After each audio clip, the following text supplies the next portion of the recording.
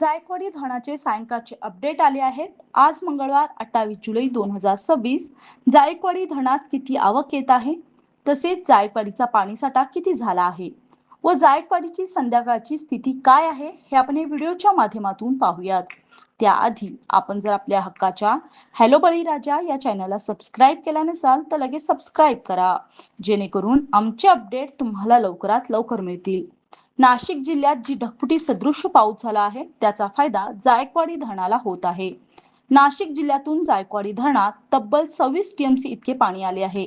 आज सायंकाळी 6 वाजता आलेल्या अपडेटनुसार जायकवाडी धरणाच्या आवकमध्ये दुपारच्या तुलनेमध्ये घट झाली आहे.